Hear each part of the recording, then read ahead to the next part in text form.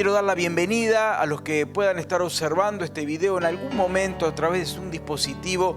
Quiero decirte que queremos que la presencia de Dios esté tocando tu vida también. Sea cuando sea que lo mires, que lo estés escuchando, la palabra de Dios toque tu corazón también. Muy bien.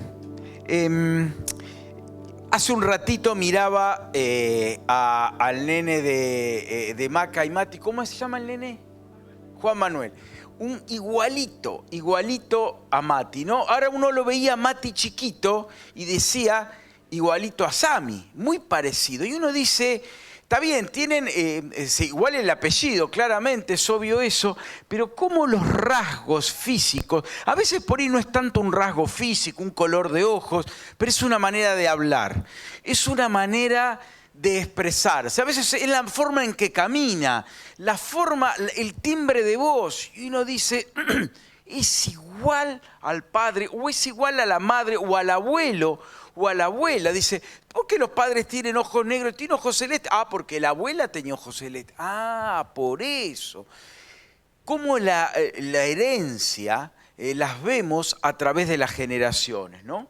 En nuestro ADN, en el material genético de nuestro cuerpo, que está formado por ladrillitos que se llaman nucleótidos, son eslabones en la cadena donde está la información, en parte de nuestro material genético que se llaman genes, está la información para distintos rasgos que son comunicables a la descendencia. No siempre se expresan todos, a veces necesitan de un contexto en particular para expresarse. Estoy hablando en el terreno de lo físico, pero también en nuestra vida espiritual hay un ADN que podemos recibir de nuestro Padre espiritual. Por eso esta reflexión de hoy yo la llamo ADN divino, porque hay rasgos que caracterizan, que deben caracterizar a un hijo de Dios. Como hay rasgos que caracterizan a la descendencia de esos padres o de esos abuelos, que uno dice, hay algo de los padres y los abuelos, sin conocerlo, me parece que tiene algún parentesco con tal o cual. Qué bueno también que la gente vea de Dios en nosotros. En Génesis 1:27, bien al principio de todo, dice Génesis 1:27, y Dios creó al ser humano a su imagen. Lo creó a imagen de Dios, hombre y mujer los creó. Y Dios creó al ser humano a su imagen.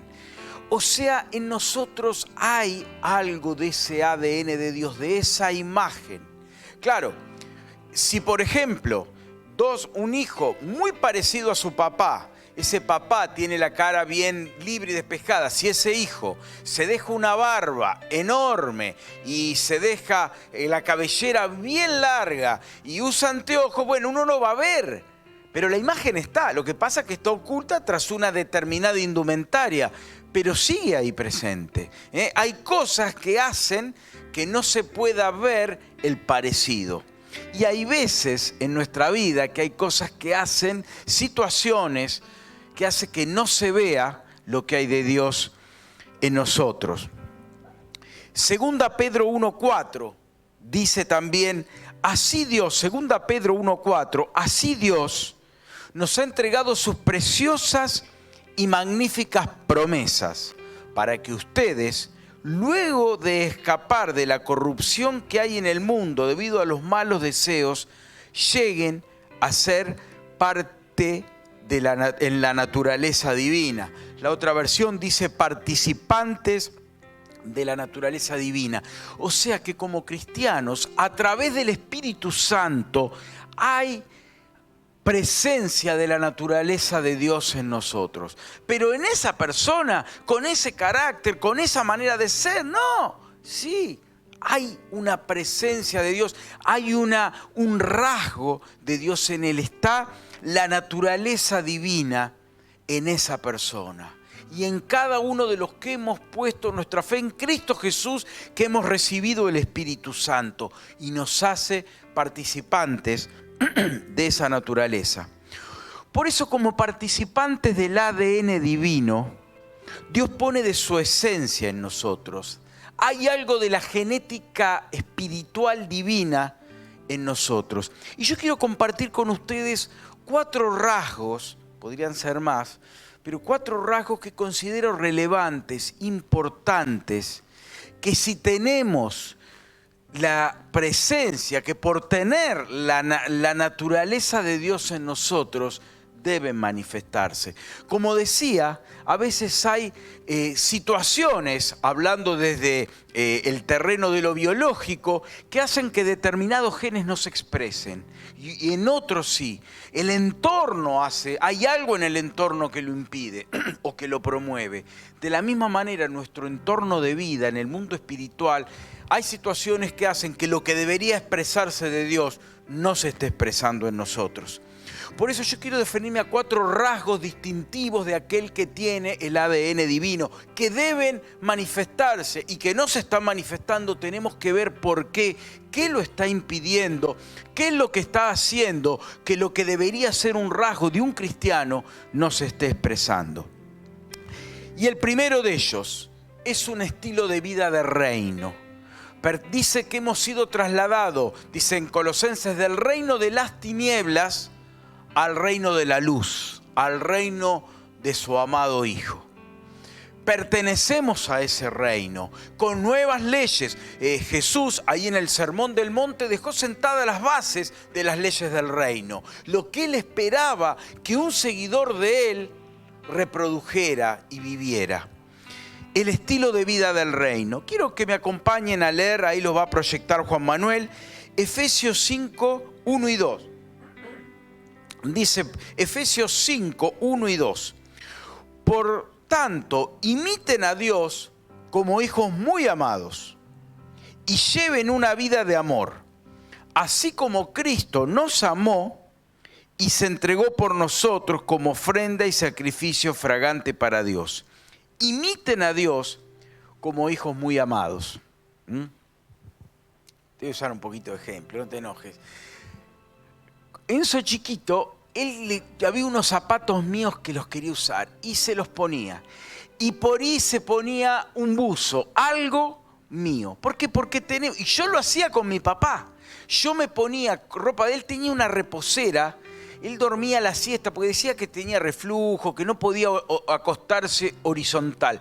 Entonces la siesta la dormía en una reposera. Gracioso, al dato, cómo eran las costumbres, ¿no? En invierno dormía con corbata. Él usaba mucho la corbata, como Juan ahí, grande Juan, un ejemplo, con camisa y corbata. Papá dormía la siesta con camisa y corbata en invierno. No se la sacaba porque le abrigaba.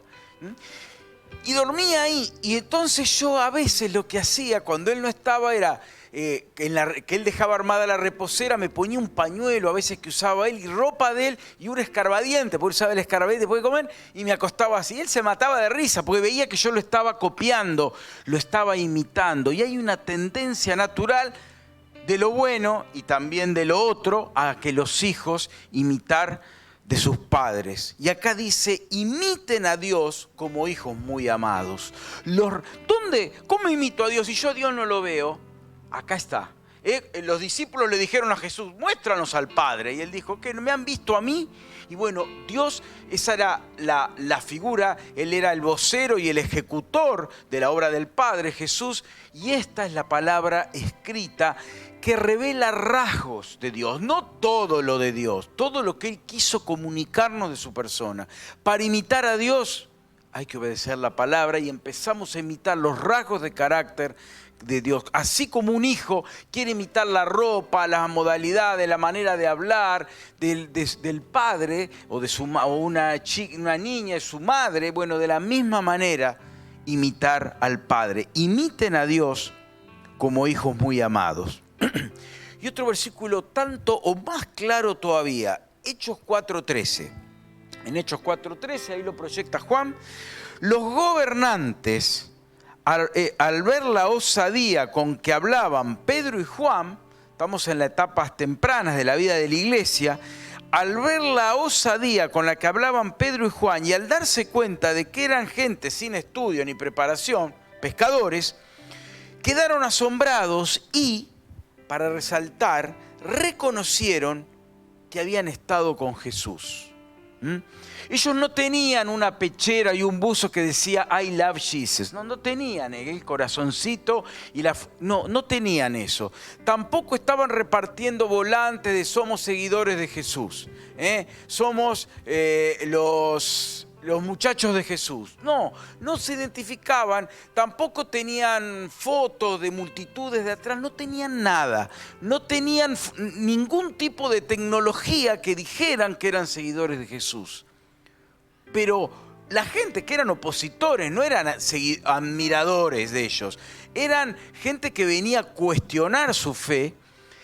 Tienen que reconocer que habían estado con Jesús. Había una impronta, una marca, un rasgo de carácter de Jesús. Algo que sin que ellos lo dijeran, aparte no era nada popular reconocerse cristiano, era un poquito asegurarse, en el mejor de los casos, algún latigazo y el calabozo, y en el peor de los casos, una ejecución. O sea, no era popular identificarse. Faltaban 300 años para que el cristianismo se popularizara como forma de vida. En ese momento, ser cristiano era arriesgar la vida. Pero reconocían en ellos algo.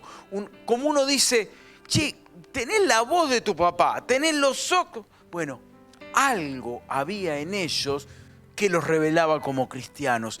Estaba el ADN de Jesús de pasar tiempo en su presencia que empezaba a notarse en su vida. Por eso, definitivamente, no podemos imitar y tener un estilo de vida de reino si ignoramos la palabra, si no pasamos tiempo con el Señor, si no oramos, si no hacemos un devocional, si no tenemos tiempo con aquel a quien debemos imitar. Porque si no lo conocemos, un padre que jamás ve a su hijo no va a poder copiar conductas del padre, porque las desconoce. Pero cuando convive con él, se le pegan expresiones, copia mucho, como digo, lo bueno y lo que no lo es. Pero decimos, bueno, como del Padre, de nuestro Padre Celestial, es todo bueno, todo lo que se nos pegue es bueno, y es conveniente y es de bendición. Y en estos discípulos, aunque no sabían bien quiénes eran, en qué creían los otros, notaban que había algo de ese Jesús de Nazaret del que se habían preocupado por crucificar poco tiempo atrás. Y el estilo de vida de reino implica también nuevas prioridades, ¿no?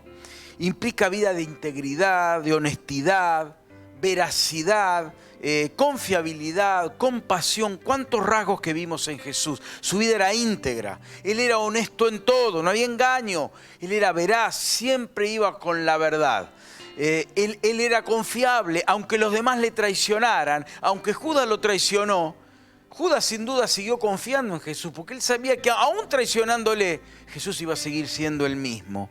Y su compasión dice que cuando él miraba a la gente, no veía esos pecadores filisteos, inmundos, que tiene que caerle fuego, que les espera el infierno. Él no veía eso. Él dice que veía ovejas sin pastor. Su lente no era la lente de que caiga fuego del cielo y los consuma, que aún los mismos discípulos en su momento, y Jesús lo corrigió, pensaron así, sino que su lente era de compasión, de misericordia. Él no veía, mirá a esa mujer pecadora, mirá a estos traidores a su nación que cobran impuestos. No, él veía personas heridas, lastimadas, heridas por el pecado y que merecían de su amor. Qué bueno que podamos tener esos anteojos que Jesús usaba, que le hacían ver todo con compasión y con amor y no con rencor ni enojo. Estilo de vida de reino. Pregunta para que cada uno se la conteste a sí mismo. ¿Puede ver la gente que hay algo diferente en mí? ¿O soy más de lo mismo? Me mimetizo tanto en la escuela, en la universidad, en el trabajo, que soy uno más en el montón. ¿Sabe la gente de mi fe? ¿Sabe lo que creo? ¿O me las arreglo para ser uno más entre todos? ¿Puede ver la gente que estoy con Jesús? ¿O cuando hablo de Jesús me dice, ¿qué? ¿Vos sos cristiano? ¿Después de esto o de esto? ¿muestro que estoy con Jesús o muestro que estoy en el otro bando? ¿Muestro que estoy en el reino de la luz o que soy más bien de los que practican las del otro reino? ¿Dónde estoy parado? ¿Qué ve la gente en vos? ¿Qué ve la gente? ¿Pueden ver que estás con Jesús? ¿Pueden ver que pasás tiempo con Jesús? Estilo de vida de reino, un rasgo del ADN divino en nosotros. Pero vamos al segundo rasgo. Sembradores de la semilla divina. Sembradores de la semilla divina. Hechos 4:20, muy cerquita el que leímos antes. Momentos cruciales en la extensión del Evangelio. Le prohíben a Pedro y a Juan, con alguno más, predicar el Evangelio. Le dicen, no lo hagas más. Y ellos contestan, nosotros no podemos dejar de hablar lo que hemos visto y oído. A ver, no es que no nos conviene dejar de hablar, no es que no queda bien, no es que qué van a pensar nuestros seguidores, o tenemos miedo de que Dios nos castigue y nos pase algo terrible. No, no podemos. Es una convicción tan grande que me está privando de hacer lo más importante para mí. Veo una persona en esa condición y no puedo dejar de compartirle. Lamentablemente estamos tan encerrados en nuestro mundo, en nuestro círculo del dólar, de la política, de la inflación, del materialismo, de lo que me quiero comprar, de los feriados, de a dónde me voy a ir, de la ropa que quiero, de esto, del otro, cosas que no son malas, pero que no son prioridad y que compiten y desplazan la responsabilidad preciosa que tenemos de compartir la palabra. Otro texto, 1 Corintios 9:16, ahora es el apóstol Pablo el que habla, dice, pues si anuncio el Evangelio no tengo por qué jactarme, porque esa es mi misión insoslayable. Ay de mí si no predico el Evangelio, dice una versión, porque esa es mi misión insoslayable. Ay de mí si no predico el Evangelio, como Pablo diciendo, pierdo mi esencia, me pierdo lo que me sostiene, pierdo mi misión, me desenfoco de lo que es prioritario si dejo de conectarme, de predicar el Evangelio. En casa tenemos dos, lógico, porque uno no sirve para nada, dos walkie-talkie, un par de walkie-talkie, que andan bien. Se cargan con batería, tienen para regular el volumen y tienen 7 frecuencias posibles a elegir, ¿no?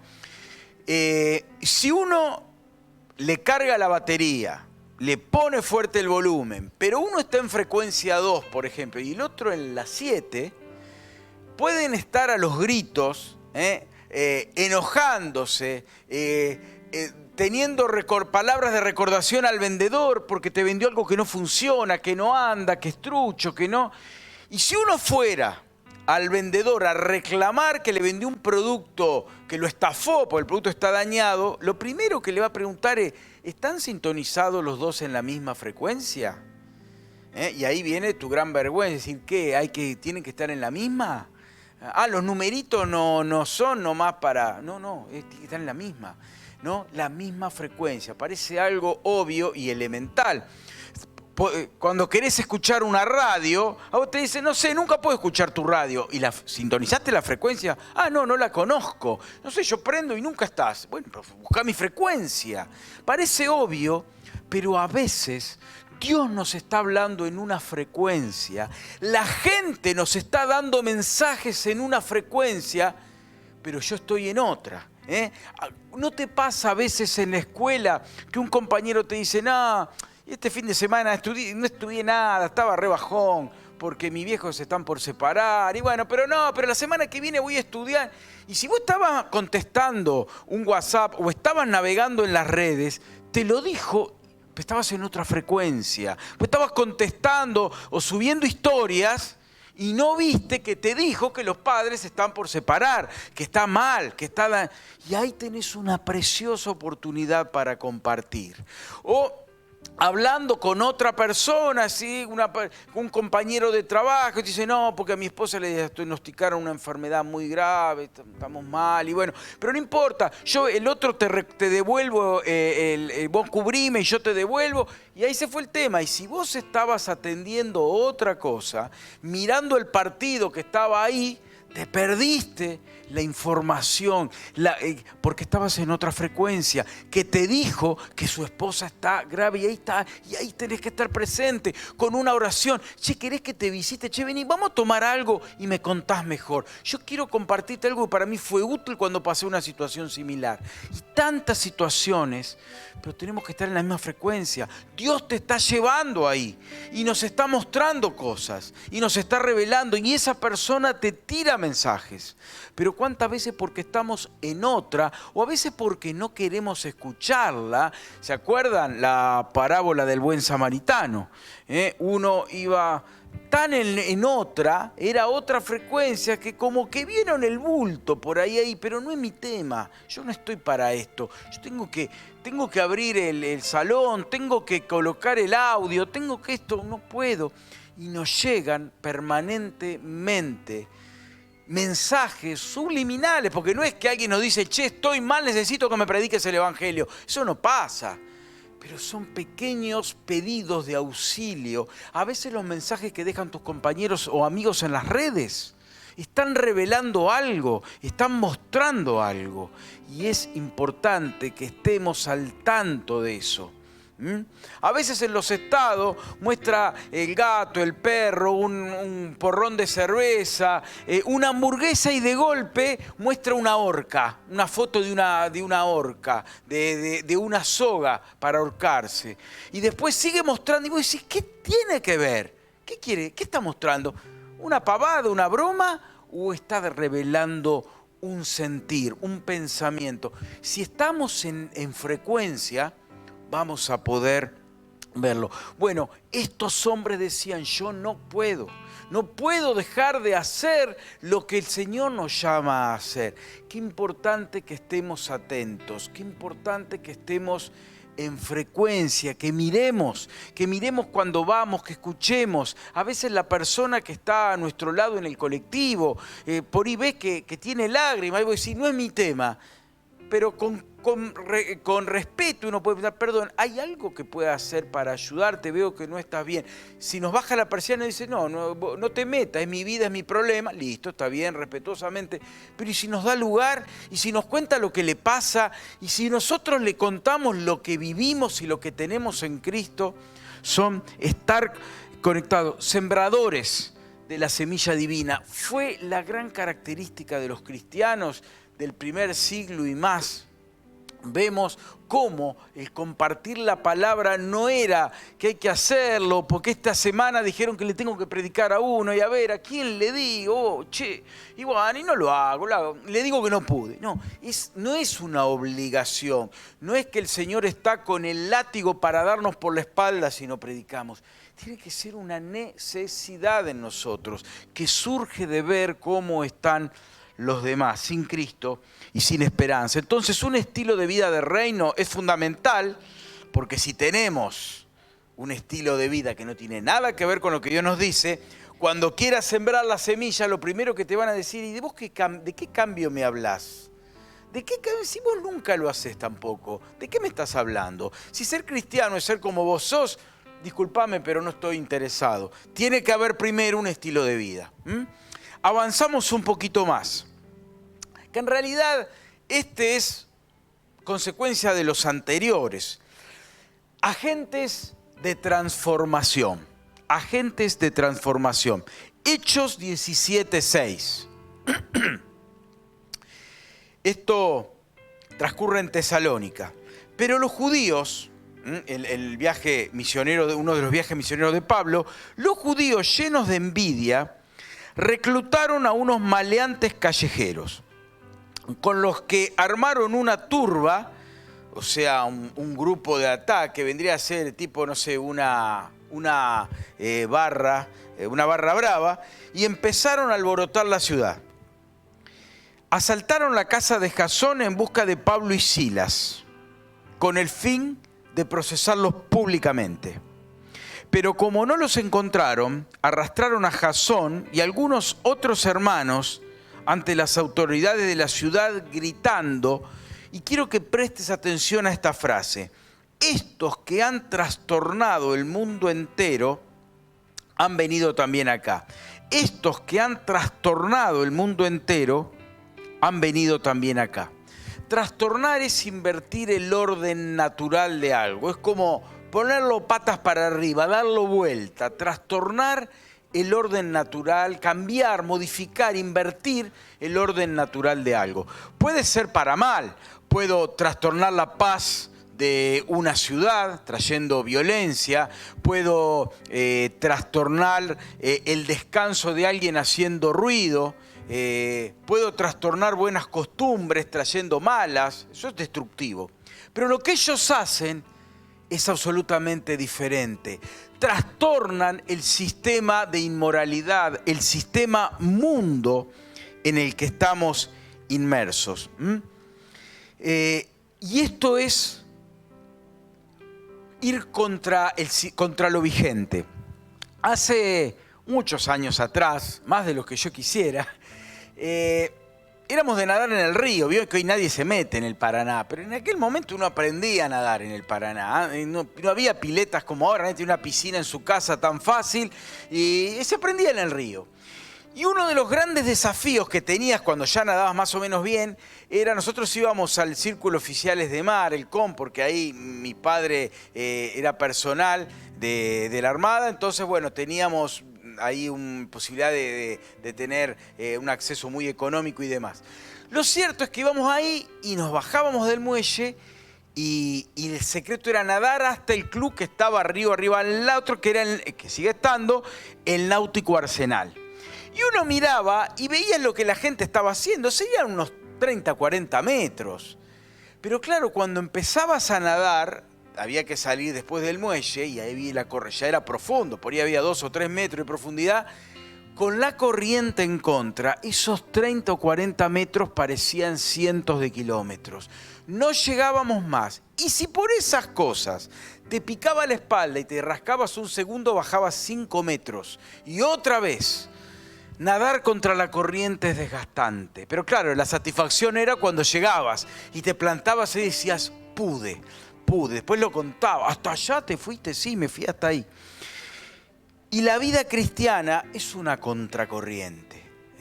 Lo más fácil, que a veces lo hacíamos, porque también cruzábamos el río con un bote, dejarte llevar por la corriente por la mitad del río, un ratito, pues si no terminabas en campana, ¿no? Había que contar los segundos. Pero qué lindo era cuando te ponías haciendo la plancha y bajabas rápidamente. Es muy fácil dejarse llevar por la corriente.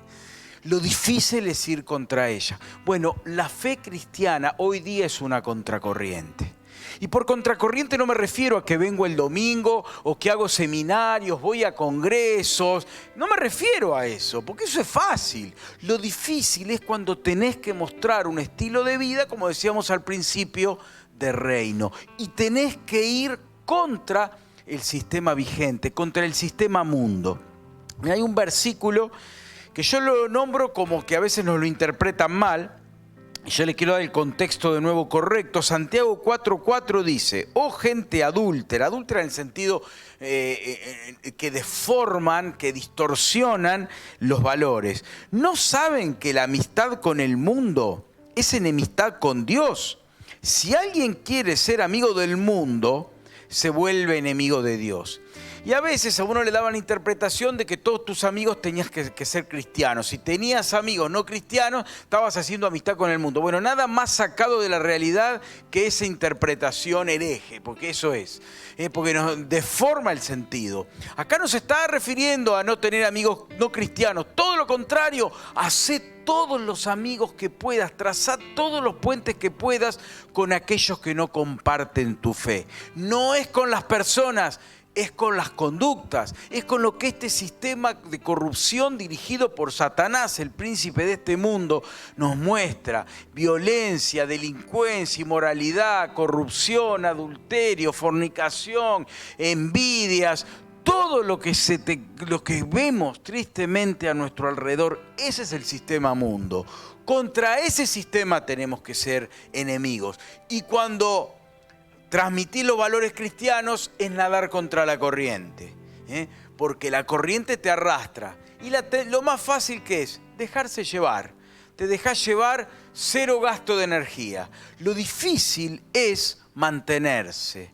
Lo más fácil es dejarse llevar, pero esa es la consecuencia. Tirate en el río y dejate llevar a ver dónde terminás y avísame cuando llegues más o menos a La Plata, ahí te vamos a ir a buscar. Es muy lindo dejarse llevar, pero terminás en cualquier parte. Terminás en cualquier parte. Lo difícil es ir contra la corriente, pero llegás a donde debes llegar, al mejor lugar. Es romper con las leyes diabólicas, es evitar ser asimilado por el sistema. El domingo pasado, Pastor Marcelo hablaba entre los ejemplos que dio de Daniel.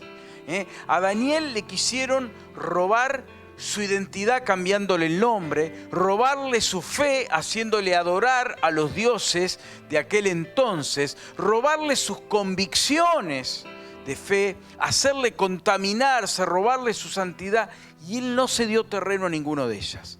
Es que el sistema lo que quiere, no me estoy refiriendo a tu amigo que te quiere y te da lo que tiene para darte. El sistema lo que quiere es asimilarte a sus formas, que las copies, que te enmascares. Entonces, vengo el domingo, digo, gloria a Dios, aleluya, hago 14 seminarios por año, pero sigo viviendo de la misma manera de siempre. Ustedes me han escuchado decir que hay naciones en América, Centroamérica, que tienen más del 50% de cristianos, algunos hasta 60 cristianos evangélicos.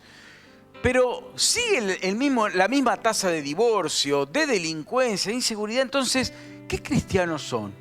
Son cristianos nominales, porque un cristiano debe ser un agente de transformación. Por supuesto que no voy a cambiar el continente o la nación yo solo, pero lo que sí tengo que hacer, ¿vieron la luz? Si uno apaga acá o deja una luz sola prendida, va a ver que la luz no es una banda vertical, es en realidad un cono, sale de un punto y después se va extendiendo como un cono. Eso es lo que un cristiano debe hacer. Yo no puedo influenciar tal vez a alguien que está viviendo en Bangladesh, pero sí puedo influenciar a mi compañero, sí puedo llevar otra escala de valores, puedo ser un agente de transformación, puedo trastornar este mundo, puedo trastornar, dar vuelta a este sistema de corrupción y de inmoralidad y llevarlo a lo que Dios quiere que sea. Pero sí, es ir contra la corriente.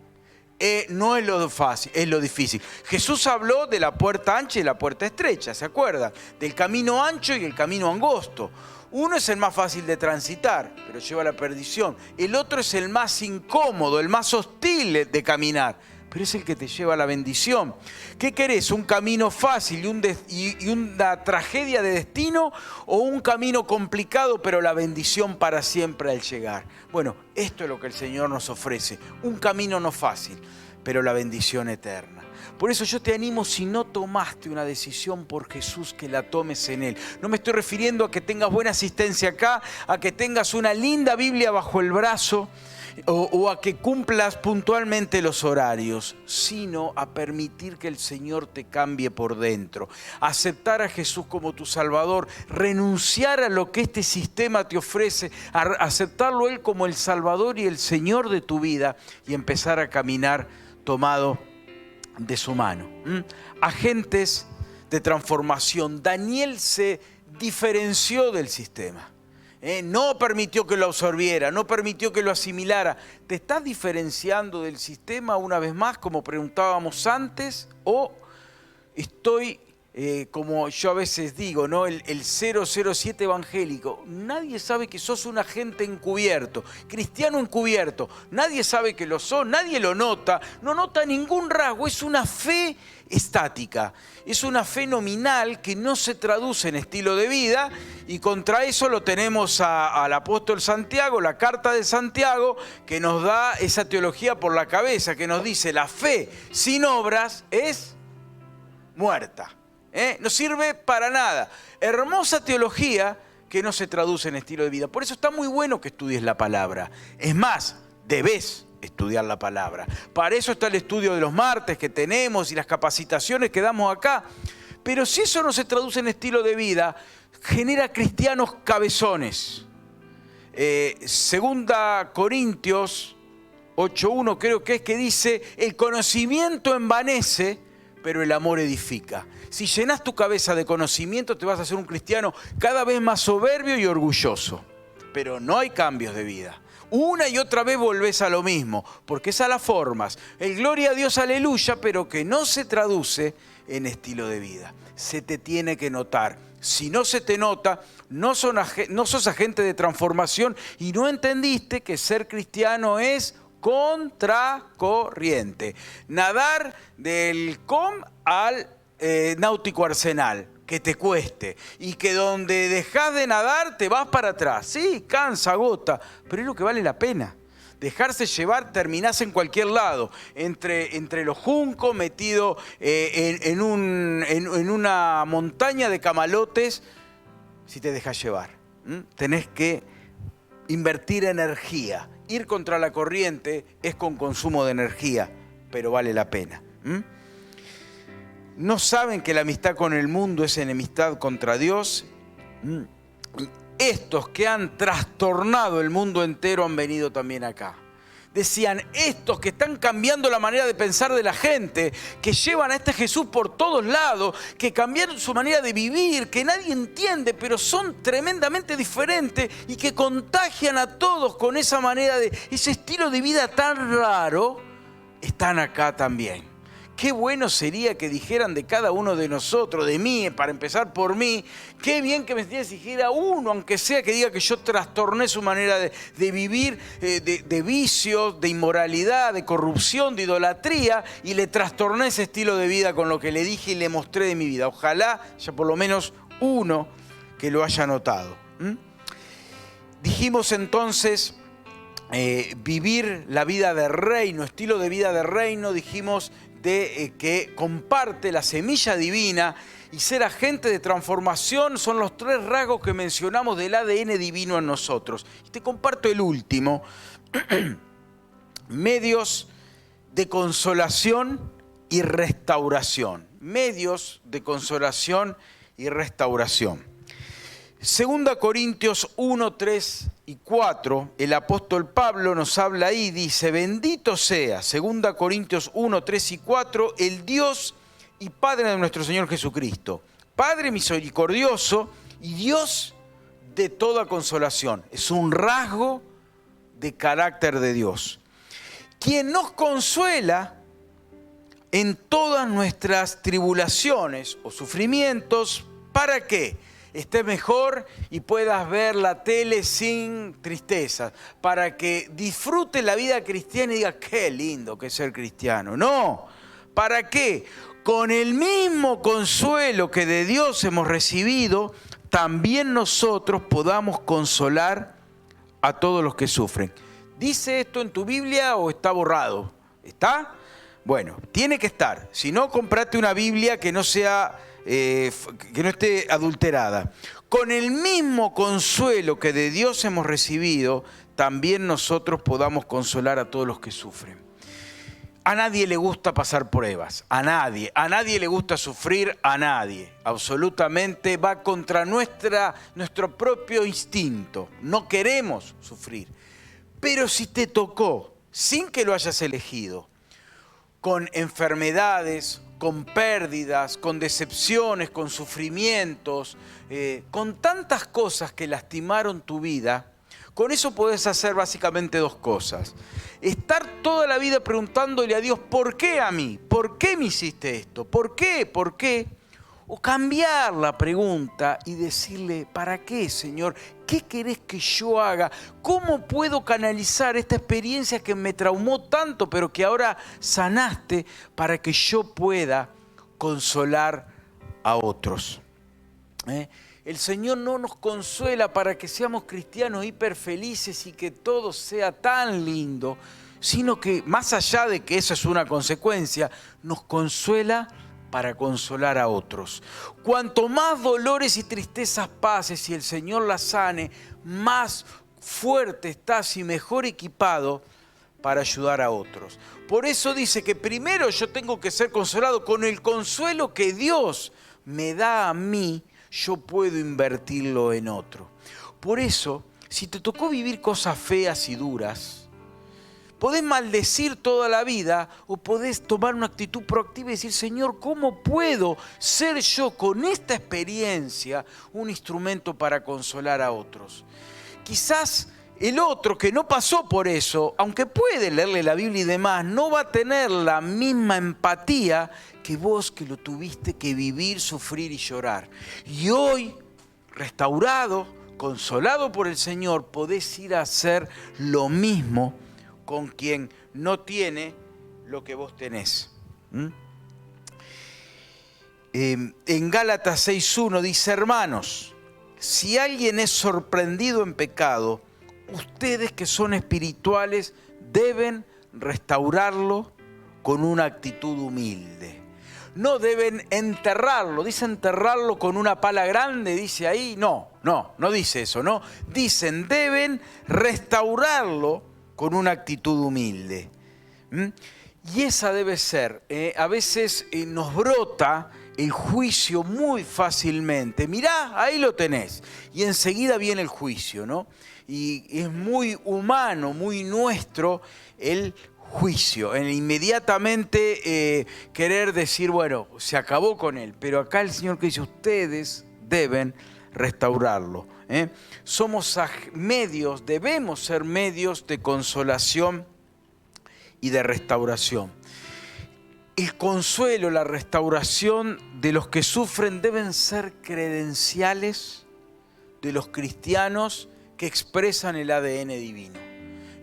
La acción de consolar y de restaurar otras vidas debe caracterizar a un cristiano. Deben ser credenciales que muestran que hemos estado con Jesús. El preocuparnos por el otro. Lo que pasa es que en esta sociedad tan individualista en la que vivimos, como dice el dicho, cada uno junta brasa para su asado, ¿no? Lo importante es que esté bien yo, en el mejor de los casos mi familia, y bueno, que los demás, cada uno se preocupe por él. Yo me preocupo por mí. Es el pensamiento bien natural y bien individualista, cada vez más individualista del mundo en que estamos. Porque nos vamos aislando. Yo tengo con mi celular, con mi dispositivo, hago mis compras, pago, hago esto, hago lo otro, voy acá, compro a distancia, me conecto con quien quiero y con eso me arreglo. Ese es mi mundo, ese es mi pequeño mundo. Pero ¿cómo nos olvidamos que los cristianos tienen que ser agentes de consolación y restauración? Tienen que estar donde está la necesidad. No podemos estar donde están todas, pero sí donde están algunas. De tu núcleo. Creo que todos tenemos o compañeros de estudio, o compañeros de trabajo, o familiares, o vecinos, o amigos. Tenemos un lugar. Tal vez padres de los compañeros de tus hijos, espacios naturales donde podés generar vínculos. Yo lo he contado alguna vez, cuando Matu iba a primer grado, Lore empezó a hacer algo que las mismas mamás de ahí llamaban hacer puerta. Hacer puerta era ir como 15 minutos, a veces media hora antes de que abriera la escuela, y después se quedaban como media hora más. Estaban ahí una hora.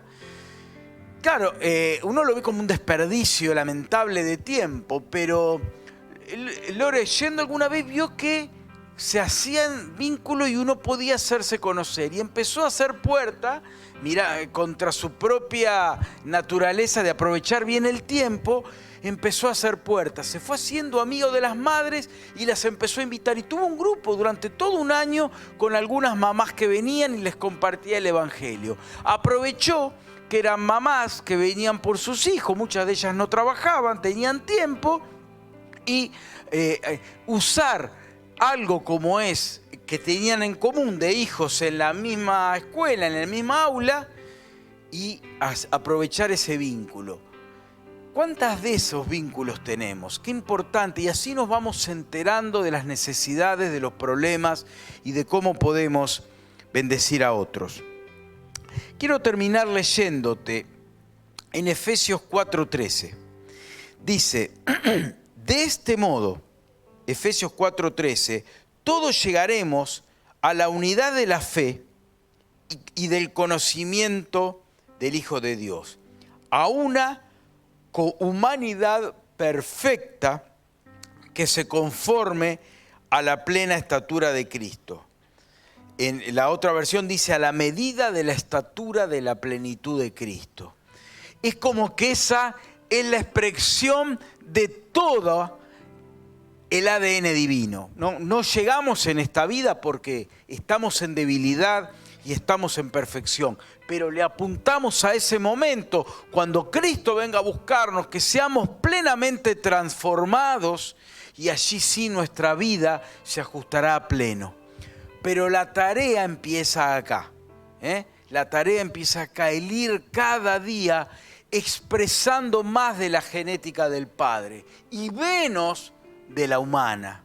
Menos de estos rasgos de carácter que no bendice, porque vos podés identificar tal vez en tus padres o madre, abuelo, no, pero yo no quiero ser como él cuando era, no sabés cómo nos trató, no sabés lo que mostraba, no sabés lo que hizo.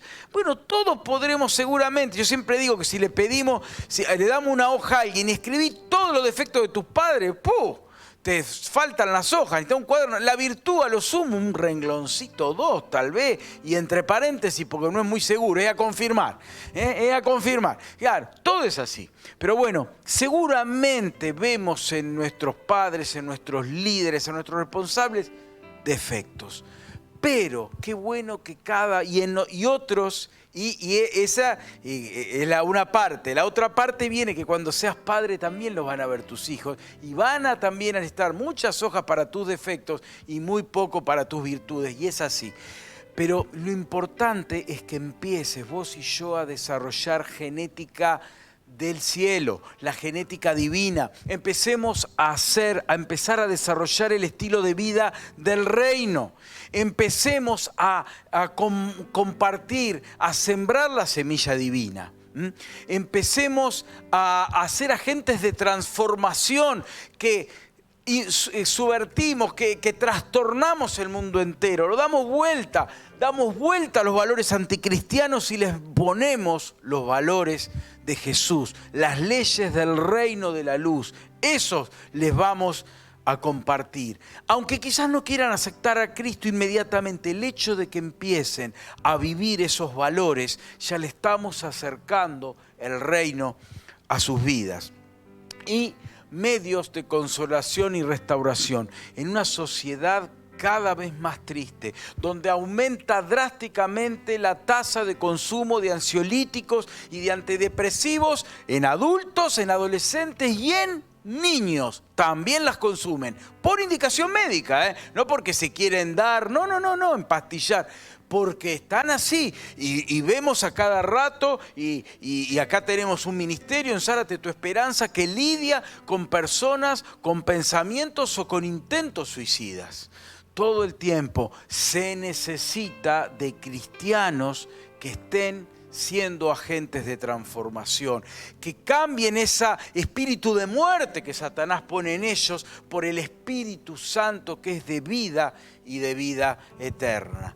Satanás ha impregnado este mundo, él es el príncipe de este mundo, así lo define la palabra, ese es el príncipe de este mundo, él gobierna acá, por supuesto, libertad condicional, le queda un tiempo, pero mientras tanto puede hacerlo. Mientras eso ocurre, ¿qué detiene? Dice ahí en 2 Tesalonicenses que hay algo que detiene el misterio de iniquidad, de maldad.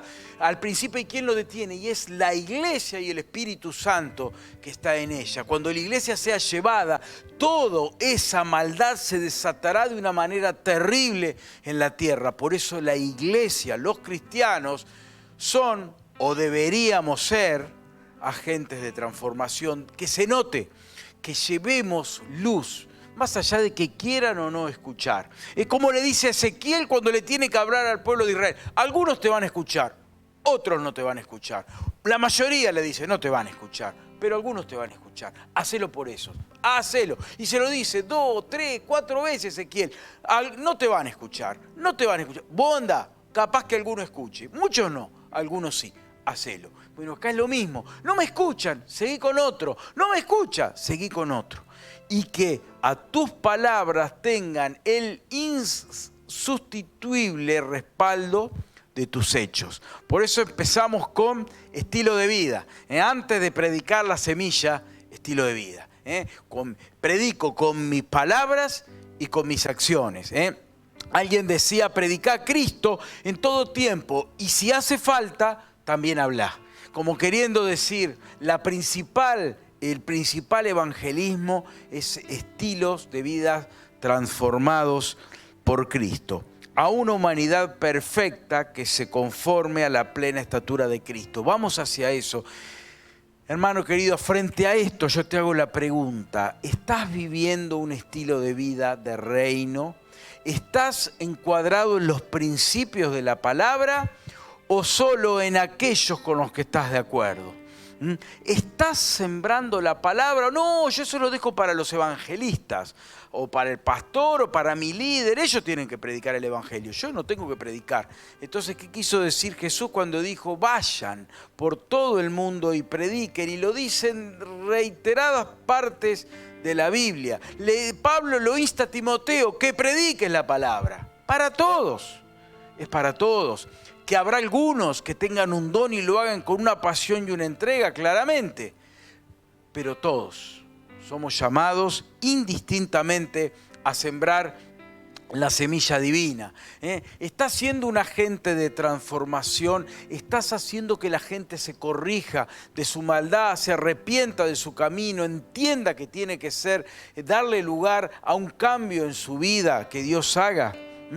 Estás consolando al que sufre, llevando una palabra de aliento, de consolación, de amor, un abrazo, o solamente es juicio, porque esto es un rasgo del ADN de Dios en nosotros, del ADN divino en nosotros. Qué triste cuando tenés toda la información que la palabra nos da para vivirlo y no hacerlo.